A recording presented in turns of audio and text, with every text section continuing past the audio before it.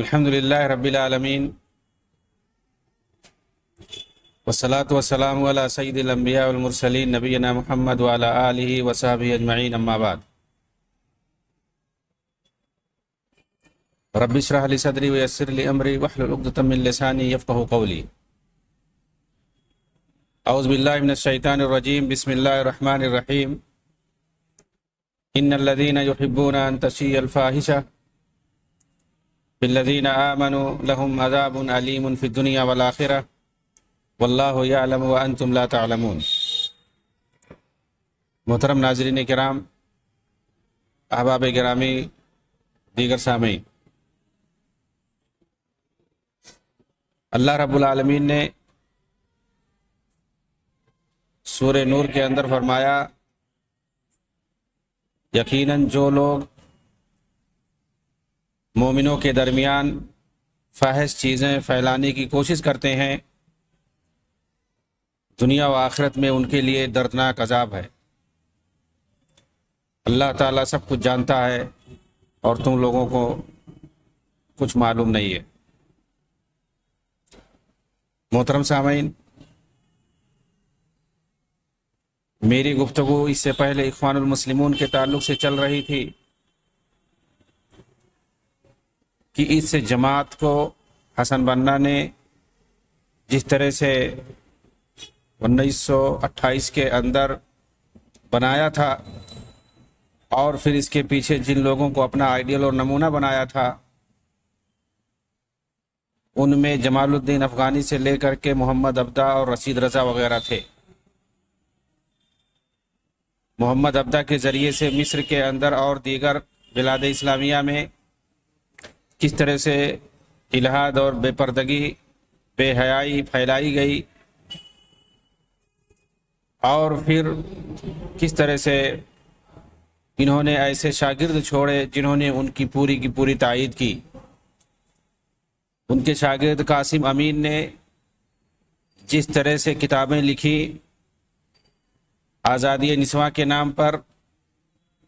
عورتوں کی بے پردگی کے نام پر، ان کو گھروں سے نکال کر سڑکوں پر لانے کے نام پر، جیسے تحریر المرأۃ المسلمہ کے نام سے ایک کتاب لکھی اور ایک المرأۃ الجدیدہ کے نام سے، نئی عورت، نئے دور کی عورت اور مسلمان عورت کی آزادی، یہ ان کی کتابوں کے نام ہیں۔ یہ کتابیں جب آئی منظر عام پر تو لوگوں نے، جو غیور قسم کے لوگ تھے، ان لوگوں نے اس کی کھل کر مخالفت کی، اس پر پابندی لگانے کی بات کہی اور اس کے خلاف بہت ساری تحریریں لکھی گئیں اور دلائل سے ثابت کیا گیا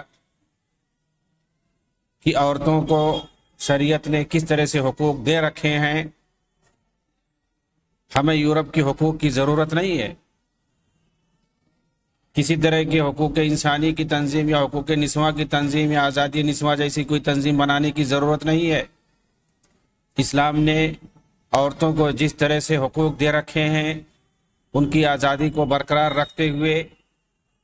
ان کی عزت اور ان کی پاک دامنی کو برقرار رکھتے ہوئے، جس طرح سے ان کو حقوق دیے گئے ہیں، اس کے ہوتے ہوئے ہمیں کسی تیسرے چیز کی ضرورت نہیں ہے۔ لیکن ان لوگوں نے انگریز نوازی میں، مغرب پرستی میں اس قسم کی کتابیں لکھی جس کی وجہ سے مسلم عورتوں کے درمیان آزادی کی لہر پیدا ہو، بے پردگی اور بے حیائی کی لہر پیدا ہو، جہاں پر ایک طرف لوگ قاسم امین اور شیخ عبدہ کی کتابوں کا جواب لکھ رہے تھے، اس پر لعن طعن کر رہے تھے، طعن و تشنیع کر رہے تھے، ان کی کتابوں پر پابندی لگانے کی بات کر رہے تھے، وہیں دوسری طرف حسن بنا کے استاذ خاص سید رشید رضا ان کتابوں کا دفاع کر رہے تھے۔ چنانچہ مجلہ المنار کے اندر سید رشید رضا نے بھی اپنے استاد شیخ محمد عبدہ کی طرح دفاع کیا اس کتاب کا، تحریر المرأۃ المسلمہ کا، اور اس منحوس کتاب کی خوب تعریف کی۔ بلکہ کئی مرتبہ المنار کے اندر اس کی خوبی اور عمدگی کو بیان کیا۔ نیز اس کتاب کو شیخ محمد عبدہ کی کتاب رسالۃ التوحید کی طرح عصر حاضر میں ایک اہم تالیف قرار دیا، کہ جس طرح سے شیخ محمد عبدہ کی کتاب رسالۃ التوحید بہت اہم ہے، اسی طرح سے تحریر المرات المسلمہ قاسم امین کی بہت اہم کتاب ہے۔ بطور خاص المنار کی شمارہ نمبر 15 جولائی اور اگست 1899 میں آپ اسے دیکھ سکتے ہیں کہ کس طرح سے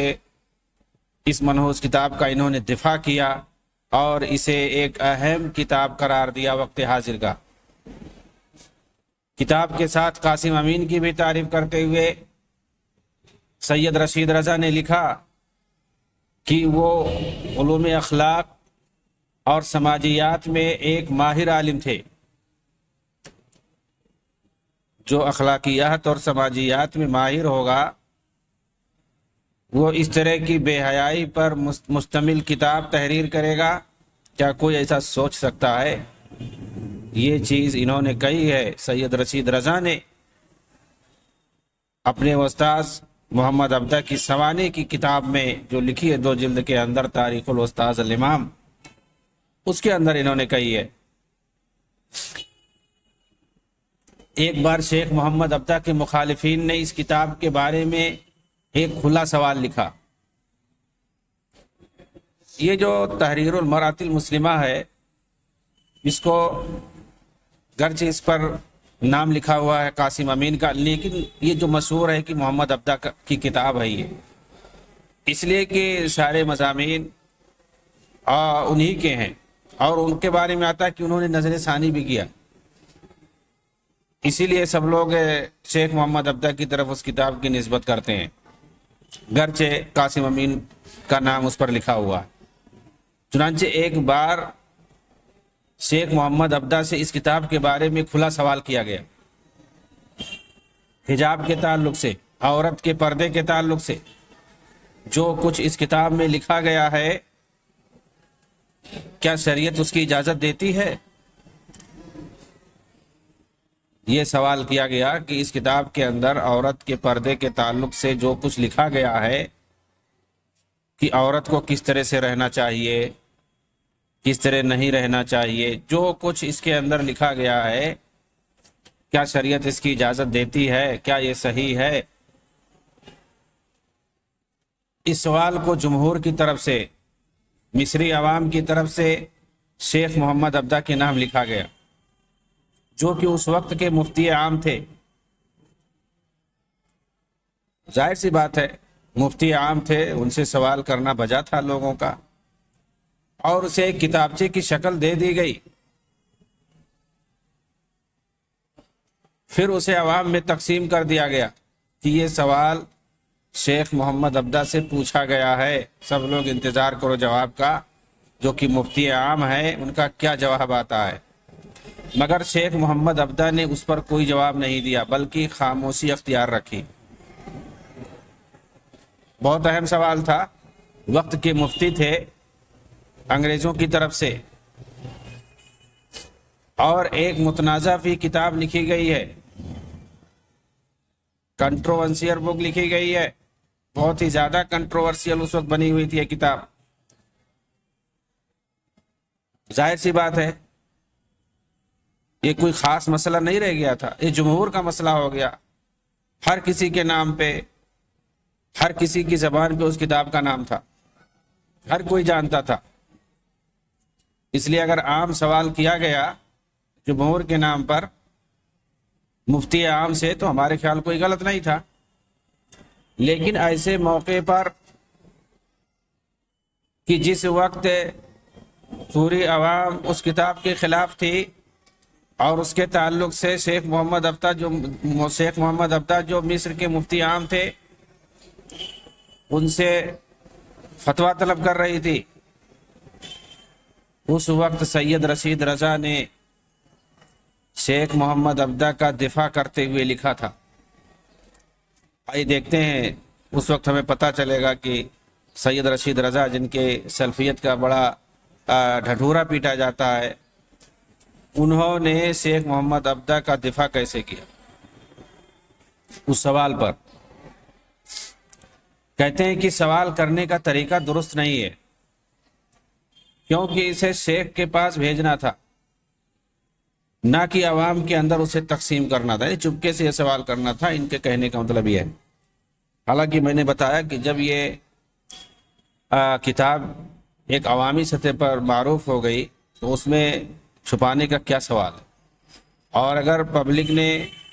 یا اگر جو ہے کھلا سوال کیا گیا تو ان کو کھلا جواب دینے میں کیا حرج ہے؟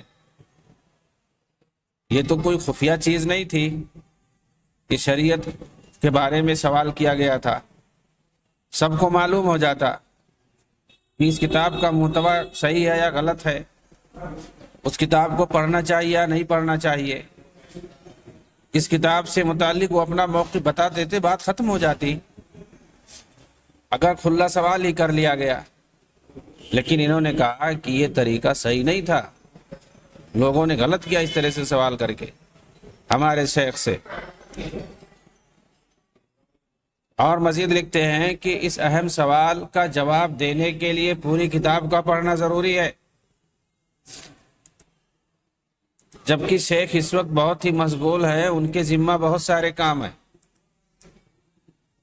کتاب کے بارے میں ٹھیک ہے، کتاب ہے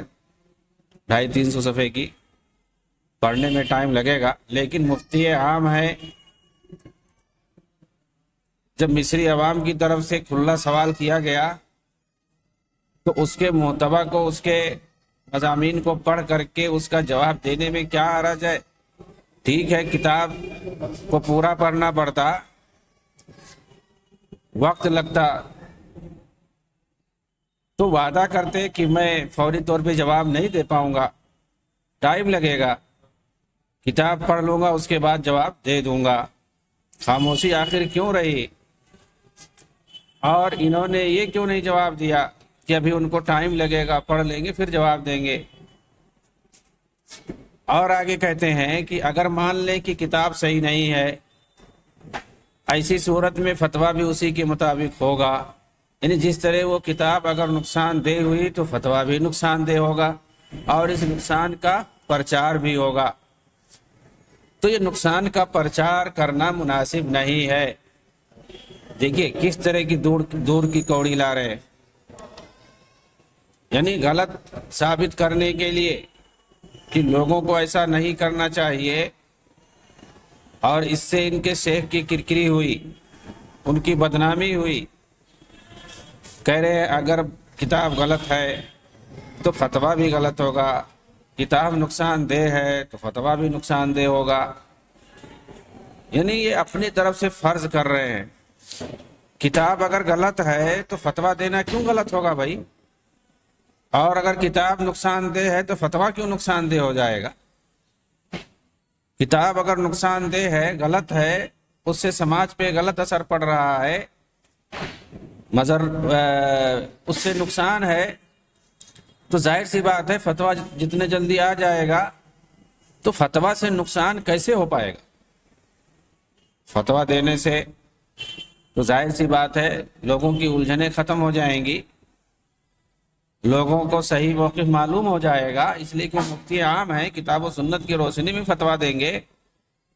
ان کو اسی لیے بنایا گیا ہے۔ لیکن اس طرح کی کوڑی لانا کہ فتویٰ دیں گے، اگر کتاب غلط ہے تو فتویٰ بھی غلط ہوگا، کتاب نقصان دہ ہے تو فتویٰ بھی نقصان دہ ہوگا، اور پھر اس کے بعد اس نقصان کا پرچار ہوگا، اور اس طرح نقصان کا پرچار کرنا صحیح نہیں ہے۔ اس مقدمے کو قائم کر کے یہ عوام کو غلط ثابت کرنا چاہتے ہیں کہ یہ سوال جو کیا گیا پبلک کر کے یہ صحیح نہیں ہے۔ آگے لکھتے ہیں کہ مفتی چونکہ حکومت کی طرف سے متعین کرتا ہے اور حکومت میں حنفی فقہ کے اعتبار سے فتویٰ دیا جاتا ہے، اب دیکھیے، اور فقہ حنفی میں گرچہ چہرے اور ہتھیلی کا پردہ ہے، مگر چونکہ بعض مسالک اس کے کھولنے کو جائز کہتے ہیں، اس لیے اس فتویٰ سے لوگوں کو حرج محسوس ہوگا۔ مطلب یہ ہے ان کے کہنے کا کہ چونکہ کچھ لوگوں کے نزدیک کھولنا جائز ہے تو ظاہر سی بات ہے یعنی اس میں اتفاق نہیں ہے، یہ مختلف ہی مسئلہ ہے۔ تو ظاہر سی بات ہے شیخ جب جواب لکھیں گے تو کھل کر کے ساری چیز بتائیں گے کہ گرچہ چہرے کا کھولنا، ہتھیلی کا کھولنا یہ جائز نہیں ہے ہمارے مذہب کے مطابق، مگر کچھ لوگ ہیں جو کھولنے کو جائز سمجھتے ہیں۔ اس طرح کا جب فتویٰ آ جائے گا تو لوگوں کے اندر غلط میسج جائے گا، اور لوگ چونکہ رخصتوں کو تلاش کرتے ہیں اس لیے لوگوں کو حرج محسوس ہوگا، اس طرح کی بات یہ کرتے۔ مطلب خلاصے کلام یہ کہ یہ اپنے استاذ کو بچانے کے لیے طرح طرح کی تعویلیں کر رہے ہیں۔ کون ہیں یہ؟ رشید رضا ہیں، جن کی سلفیت کا ڈھنڈورا پیٹا جاتا ہے۔ اسی لیے میں نے کہا تھا کہ ان کے بارے میں بھی تفصیل سے جاننے کی ضرورت ہے۔ اردو میڈیا کے اندر، اردو کتابوں کے اندر ان کے تعلق سے اس طرح کی تفصیل ہمیں نہیں ملتی ہے۔ ان کو سلفیت کا پہاڑ بنا کر کے پیش کیا جاتا ہے، حالانکہ ایسا نہیں ہے، یہ عقل پرست تھے۔ اس کی معمولی مثال آپ جا کر کے تفسیر المنار کے اندر دیکھ سکتے ہیں۔ اخوان وکی کے اندر ایک عنوان باندھا گیا ہے، اخوانیوں کی جو بہت بڑی ویب سائٹ ہے اخوان وکی۔ عنوان کیا ہے؟ سید رشید رضا اور تحریر المراء کتاب کا دفاع۔ یہ باقاعدہ عنوان ہے کہ تحریر المراء جو قاسم امین نے لکھی تھی اس کا کس طرح سے سید رشید رضا نے دفاع کیا اس کتاب کا، جبکہ لوگ اس کتاب کے خلاف تھے۔ ایسے سنگین موقع پر شیخ نے دفاع کیا۔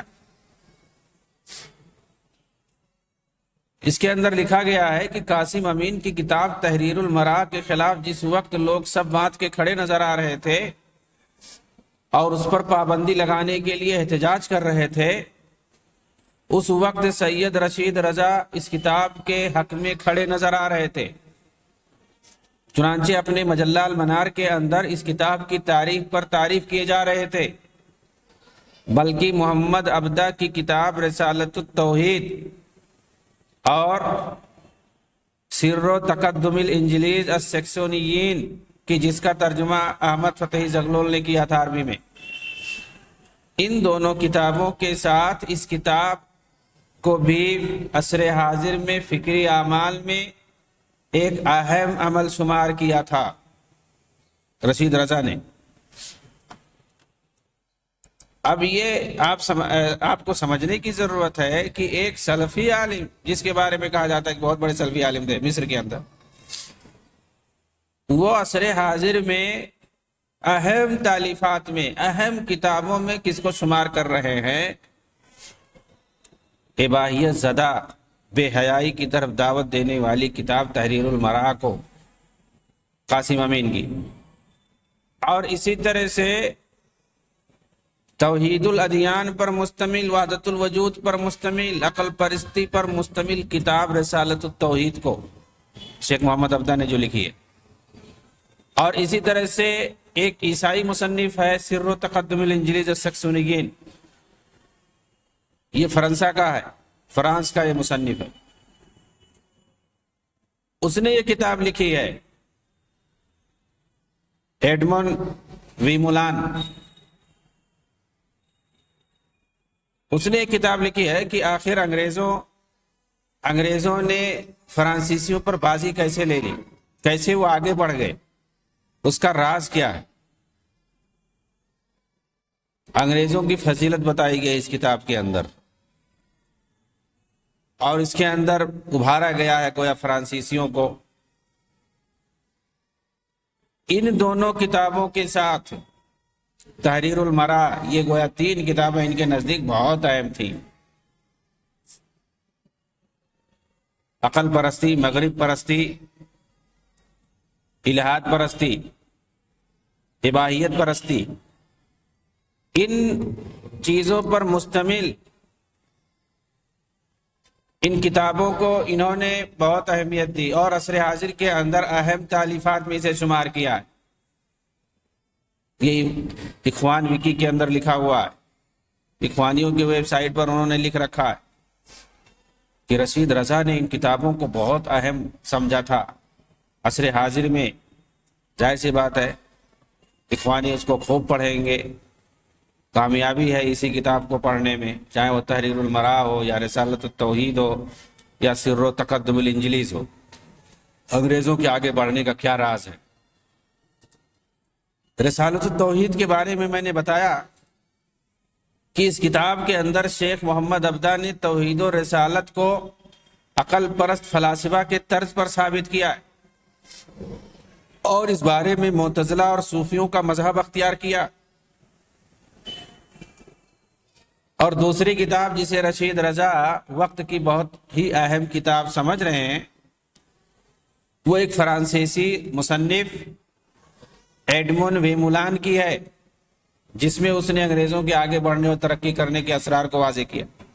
اور فرانس کو اس بات پر آگاہ کیا کہ اگر وہ اپنا تعلیمی اور تربیتی نظام درست نہیں کریں گے تو عربوں کی طرح ہمیشہ کے لیے پیچھے رہیں گے، عربوں کی طرح ہمیشہ کے لیے پیچھے رہیں گے۔ یعنی اس کتاب کے اندر عربوں کی برائی کی گئی ہے، سر و تقدم الانجلیز کے اندر کہ یورپ والے یعنی انگریز آگے کیسے بڑھ گئے، فرانسیسیوں کو پیچھے چھوڑ دیا انہوں نے۔ اس نے لکھا کہ اگر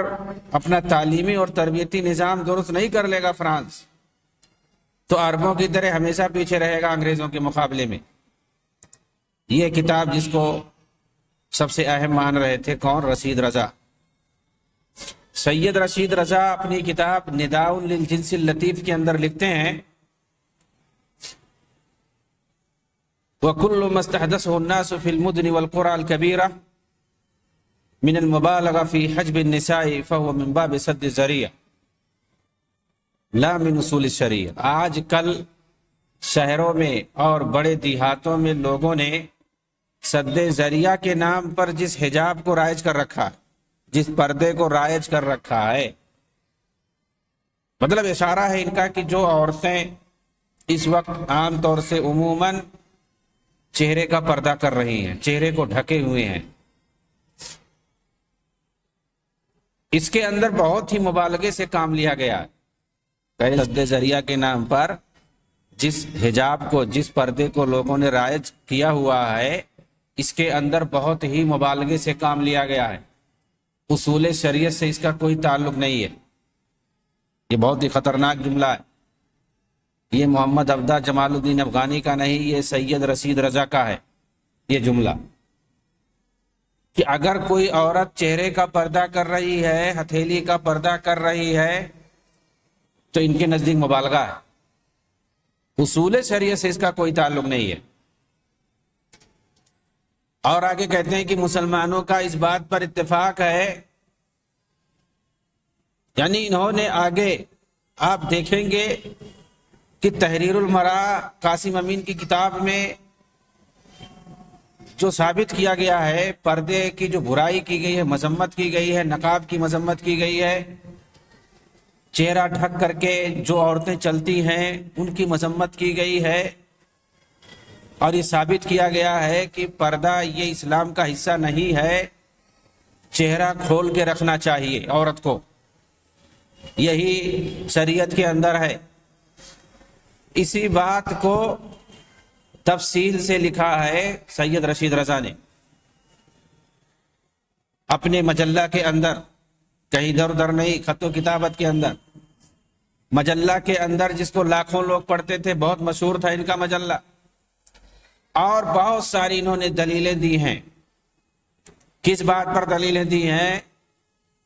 کہ چہرے کا پردہ نہیں ہے اسلام کے اندر، چہرے کا پردہ یہ شریعت سے نہیں ہے، اصول شریعت سے نہیں ہے۔ چنانچہ یہ کہتے ہیں کہ مسلمانوں کا اتفاق ہے اس بات پر کہ عورت کا مسجدوں کے اندر ہتھیلی اور چہرے کا کھول کر نماز پڑھنا مشروع ہے۔ اور یہ کون نہیں جانتا کہ عورتیں مسجدوں میں مردوں کے پیچھے نماز پڑھتی تھی، عورتیں مسجدوں میں مردوں کے پیچھے اللہ کے رسول کے زمانے میں نماز پڑھتی تھیں۔ اس سے یہ استدلال کر رہے ہیں کہ چہرے کا کھولنا مردوں کے سامنے جائز ہے، ان کا کہنے کا مطلب یہ ہے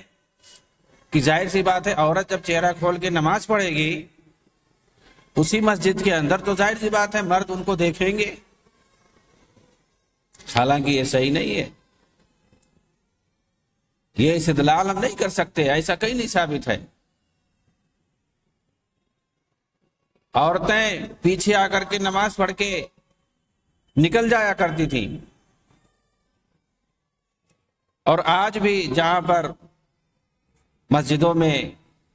اس کا اہتمام کیا جاتا ہے وہاں ایسا کہیں نہیں ہے، اختلاط نہیں ہے کہ جس سے یہ لازم آئے کہ عورتیں مردوں کے پاس نماز پڑھتی ہیں اور مرد ان کو دیکھتے ہیں اور وہ چہرہ کھول کر کے رہتی ہیں۔ اسی طرح سے یہ کہتے ہیں کہ حج اور عمرہ میں بھی چہرے کا کھولنا مشروع ہے عورت کے لیے، اور ظاہر سی بات ہے وہاں بڑی بھیڑ ہوتی ہے، ایسا نہیں ہو سکتا کہ عورت احرام کے اندر ہو چہرہ کھول کر کے ہو کوئی مرد اس کو دیکھے نا، تو اس سے گویا اس طرح سے دلیل پکڑ رہے ہیں۔ حالانکہ صاف صاف حدیث ہے حضرت عائشہ رضی اللہ تعالیٰ عنہ کی کہ ہم لوگ حج کرنے کے لیے جاتے تھے چہرہ کھول کے ہم لوگ رکھتے، لیکن جب ہمارے سامنے اجنبی مرد آتے تو ہم لوگ چہرہ ڈھک لیتے، صاف صاف حدیث ہے۔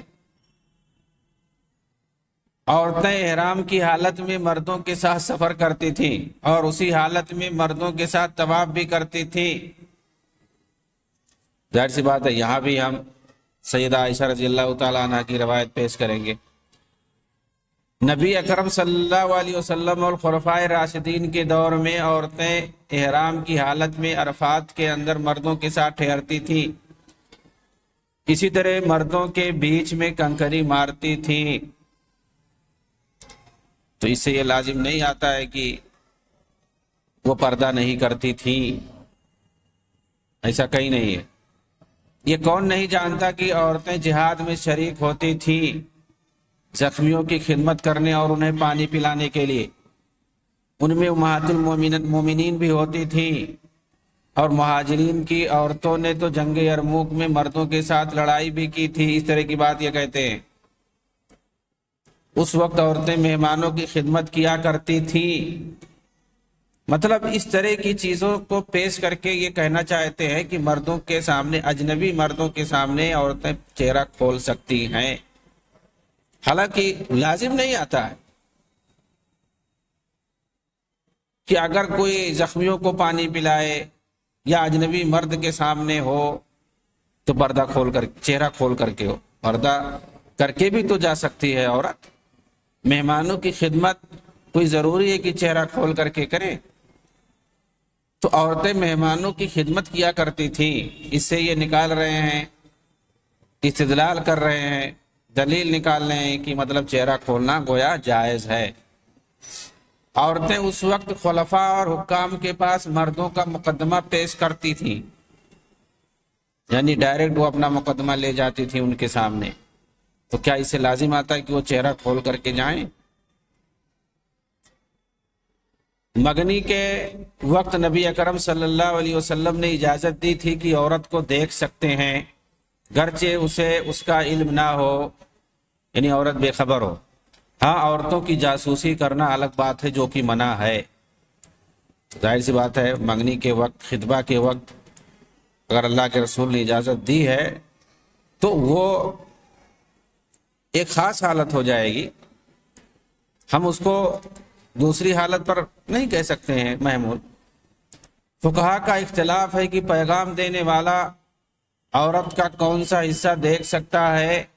لیکن اس بات میں کوئی اختلاف نہیں کہ چہرہ اور ہتھیلی دیکھ سکتا ہے، جبکہ بعض کے نزدیک تو اس کے علاوہ بھی دیکھ سکتا ہے، جبکہ صحیح بات یہ ہے کہ عورت کو اسی حالت میں دیکھ سکتا ہے جس طرح وہ عام طور پر اپنے گھر میں رہتی ہے۔ بھائی فقہا کا جو بھی اختلاف ہے اس تعلق سے، وہ ایک خاص حالت ہے، ایک مخصوص حالت ہے اس حدیث کو لے کر کے جس میں دیکھنے کی اجازت دی گئی ہے، تو اس کو عام حالتوں پر ہم قیاس نہیں کر سکتے ہیں۔ کہہ رہے ہیں کہ یہ مشہور واقعہ کون نہیں جانتا کہ سیدنا عمر بن خطاب نے سیدنا علی رضی اللہ تعالیٰ عنہ کی بیٹی ام کلثوم کو پیغام نکاح بھیجا تو علی نے کہا میں اسے آپ کے پاس بھیجتا ہوں، اگر وہ راضی ہو جائے تو ٹھیک ہے۔ چنانچہ آپ نے انہیں بھیجا تو سیدنا عمر رضی اللہ عنہ نے ان کی پڈلی کھولی تو وہ بول پڑی لولا انک امیر المومنین لسککت عینیک، اگر آپ امیر المومنین نہ ہوتے تو میں آپ کے چہرے پہ تھپڑ مارتی۔ اس طرح کی بات انہوں نے کہی۔ تو کہنا یہ چاہتے ہیں کہ مطلب وہ تو اجنبی تھی اس وقت، لیکن آپ نے ان کی پڈلی کو کھولا، دیکھا کھول کر کے، تو اس میں خود یہ ثابت ہے اس روایت میں کہ ابھی وہ نابالغ تھی۔ ظاہر سی بات ہے، اسی روایت میں ہے کہ وہ نابالغ تھی اور انہوں نے خطبہ بھیجا تھا اس لیے تاکہ کوئی دوسرا ان سے سبقت نہ لے جائے، اور ظاہر سی بات ہے نکاح تو کر سکتے ہیں، رخصتی کے لیے بلوغت کا ہونا ضروری ہے۔ آگے کہتے ہیں کہ مسلمانوں کا اس بات پر بھی اتفاق ہے کہ عورتیں گواہی دے سکتی ہیں، گواہی دے سکتی ہیں، کوئی ضروری ہے چہرہ کھولے۔ اسی طرح وہ اپنی ملکیت میں آزاد ہیں، بیع و فروخت کر سکتی ہیں۔ ٹھیک ہے، اگر عورت مالک ہے کسی چیز کا، کسی جائیداد کا، دولت کا، مال کا، کر سکتی ہے، جائز ہے، تو اسے یہ کہا لازم بات ہے کہ وہ چہرہ کھول سکتی ہے۔ تو کہاں سے یہ مطلب بڑی دور کی کوری لانے کی کوشش کر رہے ہیں۔ مردوں سے علم حاصل کر سکتی ہیں اور مرد ان سے بھی علم حاصل کر سکتے ہیں، جائز ہے، یعنی کہنے کا مطلب ان کا یہی ہے، بالکل جائز ہے۔ لیکن اسے یہ کہا لازم آتا ہے کہ اگر مردوں سے وہ علم حاصل کریں گی یا مرد عورتوں سے علم حاصل کریں گے تو پھر جو ہے چہرہ کھولنا ضروری ہے۔ بغیر چہرہ کھولے بھی تو ایک دوسرے سے علم آدمی حاصل کر سکتا ہے۔ عورتوں میں حدیث کی روایت کرنے والی صحابیات کے علاوہ بھی بعد کے زمانے میں بہت سی خواتین گزری ہیں، یعنی محدثات، بہت سی محدثہ فقیہہ گزری ہیں۔ ان سب کے نام رجال کی کتابوں میں مذکور ہیں، بالکل ہیں، حقیقت ہے، صحیح ہے، لیکن اس سے یہ کہا لازم آتا ہے کہ یہ جو حدیثیں بیان کرتی تھیں، حدیثوں کا علم حاصل کرتی تھیں، جو فقیہات تھیں، کیا وہ لوگ پردہ کھول کر کے، چہرہ کھول کر کے رکھتی تھیں؟ پردہ نہیں کرتی تھیں۔ پردے کی آڑ سے بات کرنا، کہہ رہے ہیں یہ کہ پردے کی آڑ سے بات کرنا یہ صرف امہات المومنین کے لیے خاص ہے، جیسا کہ نص صریح ہے۔ آیت کے اندر امہات المومنین کو خطاب کیا گیا ہے کہ کوئی چیز مانگنا ہو اجنبی مردوں سے تو پردے کے آڑ سے مانگا کرو۔ تو یہ کہہ رہے ہیں کہ نص صریح ہے، یہ صرف امہات المومنین کے لیے، نبی صلی اللہ علیہ وسلم کی بیویوں کے لیے خاص ہے۔ اور وہ لوگ غلطی پر ہیں جو کہتے ہیں العبرۃ بعموم اللفظ لا بخصوص السبب، یہ مطلب گرچہ یہ الفاظ خاص ہے واقعے کے لیے لیکن اس کا مفہوم عام ہے سب کے لیے۔ تو کہہ رہے ہیں یہ غلط ہے، لوگوں کی یہ سوچ صحیح نہیں ہے، کیونکہ الفاظ خاص ہیں، عام نہیں ہیں۔ تو اس طرح کی بات، حالانکہ ہر کوئی جو جانتا ہے کہ مطلب گرچہ امہات المومنین کو خطاب ہے یہ، ورنہ اس سے ساری عورتیں مراد ہیں، ایسا نہیں ہے۔ بہت ساری جگہوں پہ اللہ کے رسول کو اللہ نے خطاب کیا ہے اور اس سے مراد سارے لوگ ہیں، آپ کی پوری امت مراد ہے۔ تو یہاں پر بھی یہی ہے کہ اللہ تعالیٰ نے امہات المومنین کو خطاب کیا ہے لیکن اس سے مراد سارے لوگ ہیں۔ مفسرین نے یہی کہا، لیکن یہ کہہ رہے ہیں کہ یہ سب غلطی پہ ہیں، وہاں صرف وہی لوگ مراد ہیں۔ اور یہ کون نہیں جانتا کہ سیبہ عورت خود اپنی شادی کرنے میں آزاد ہے، بلکہ قاضی بھی بن سکتی ہے بعض فقہا کے نزدیک۔ تو اس سے لازم کہاں آتا ہے کہ عورت جو ہے چہرہ کھول سکتی ہے؟ وہ تو چہرہ کھولنا وہ الگ چیز ہے۔ خصمیہ والی روایت کی جس میں فضل ابن عباس اس کی طرف دیکھ رہے تھے اور آپ صلی اللہ علیہ وسلم نے ان کا چہرہ پھیر دیا تھا، اس بات پر دلیل ہے کہ عورت چہرہ کھول سکتی ہے۔ اس خاص واقعے کو یہ دلیل بنا رہے ہیں۔ اس کے بعد کہتے ہیں محقق بات یہی ہے کہ وہ جگہیں جن کی ستر پوشی ضروری ہے ان کے علاوہ، یعنی جسم میں جن کی ستر پوشی، جن کو عورات کہتے ہیں، جن کی ستر پوشی ضروری ہے، جن کو مغلظات کہتے ہیں، ان کے علاوہ مرد عورت ایک دوسرے کو دیکھ سکتے ہیں، دوسری جگہوں کو ان کے نزدیک دیکھ سکتے ہیں۔ جو شرم و حیا والی جگہیں ہیں ان کو چھوڑ کر کے ان کے نزدیک جو کہتے ہیں یہ اپنے اصطلاح میں کہ وہ جگہیں جسم کے وہ حصے جن کی ستر پوشی ضروری ہے، ظاہر سی بات ہے ان کی نظر میں جو خاص طور سے جو حیا والی چیزیں ہیں، شرم والی چیزیں ہیں، ان کو صرف ستر پوشی ضروری ہے، باقی دوسری جگہوں کو مرد عورت مرد کا دیکھ سکتا ہے۔ ہاں آگے شرط لگا رہے ہیں، ان لوگوں کی شرط ہی بہت خطرناک ہوتا ہے۔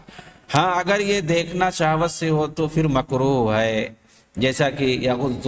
من ابصارہم کی تفسیر میں نے کہہ دیا ہے، اور اگر یہ دیکھنا فتنے کا سبب بن رہا ہو تو پھر حرام ہے، سد ذریعہ کے طور پر، نہ کہ اصل کے اعتبار سے، یعنی اصلاً دیکھنا جائز ہے، ان کے نزدیک اصلاً دیکھنا جائز ہے، یعنی چہرے اور ہتھیلی کے علاوہ بھی دوسری جگہوں کو دیکھنا ان کے نزدیک جائز ہے۔ امام یحییٰ اور بعض فقہائے شیعہ تو شہوت کے ساتھ بھی جائز کہتے ہیں، البتہ بعض فقہاء نے مطلق حرام کہا ہے۔ کچھ لوگ چہرے کے پردے کو واجب کہتے ہیں اور اسی پر عمل بھی ہو رہا ہے، اور حالت یہ ہے کہ کوئی اجنبی مرد کسی بالغ عورت کو نہ تو دیکھ سکتا ہے اور نہ ہی اس سے بات کر سکتا ہے۔ اپنی بات کہہ کر کے، اپنے من موافق دلیلوں کو گھما پھرا کر کے لا کر کے، اب دیکھیے پردہ کو جو لوگ واجب کرتے ہیں، چہرے کا پردہ جو ضروری قرار دیتے ہیں، ان پر یہ کس طرح سے جملے کس رہے ہیں۔ کہہ رہے ہیں کہ کچھ لوگ تو اس کو واجب کہہ رہے ہیں کہ بالغ عورت کو کوئی دیکھ نہیں سکتا ہے، اس سے بات بھی نہیں کر سکتا ہے، حتیٰ کہ پردے کے پیچھے سے بھی نہیں بات کر سکتا ہے۔ کچھ لوگ اتنا مبالغہ کرتے ہیں، کہیں تو مبالغہ اس حد تک ہے کہ عورتوں کا نام تک چھپا لیتے ہیں۔ میرے بعض طلبہ نے بتایا کہ طرابلس الشام کے اندر بعض لوگ اس حد تک سختی کرتے ہیں کہ گھروں کے اندر بھی سر کو ڈھکنے کا حکم دیتے ہیں تاکہ فرشتے نہ دیکھ سکیں۔ اس طرح کی بات یہ کہہ رہے ہیں، جو پردے کو ضروری قرار دیتے ہیں، چہرے کا پردہ ضروری قرار دیتے ہیں، ان کے حق میں اس طرح کی باتیں یہ کہہ رہے ہیں۔ آگے کہہ رہے ہیں جبکہ وہ عورتیں جو دیہاتوں میں رہتی ہیں اور انہی کی تعداد زیادہ ہے مصر میں، انہیں پردے میں اس طرح کا غلو نہیں پایا جاتا، اور انہیں اس طرح کی غلو کا علم ہی نہیں ہے۔ اسی طرح شہروں میں جس قدر بے حیائی عام ہے، وہ بھی اس فتنے سے محفوظ ہیں، فتنوں سے محفوظ ہیں، یعنی پردے کو یہ فتنہ بول رہے ہیں۔ ہاں بہرحال آگے انہوں نے اس طرح کی اور بہت ساری چیزیں کہی ہیں جو ایک سلفی عالم کتاب و سنت کا ماننے والا کبھی نہیں کہہ سکتا ہے، صرف اور صرف عقل پرست ہی کہہ سکتا ہے۔ اللہ تعالی ہم لوگوں کو ان کی عقل پرستیوں سے بچائے، آمین۔ وآخر دعوانا ان الحمدللہ رب العالمین، والسلام علیکم ورحمۃ اللہ وبرکاتہ۔